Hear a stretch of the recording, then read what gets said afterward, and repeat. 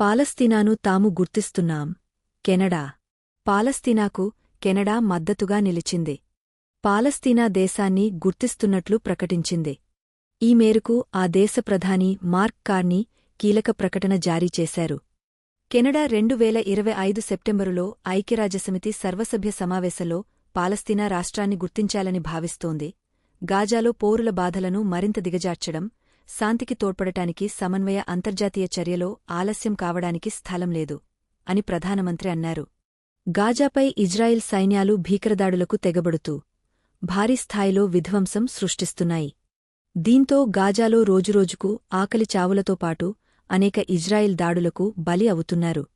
ఈ క్రమంలో యూరప్ దేశాల నుంచి పాలస్తీనాకు రోజురోజుకు మద్దతు పెరుగుతోంది.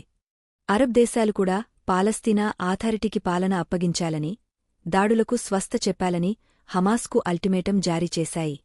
ఈ క్రమంలో కెనడా పాలస్తీనా దేశాన్ని గుర్తించినట్లు వెల్లడించడంపై ప్రపంచ శాంతికాముకులు హర్షం వ్యక్తం చేస్తున్నారు.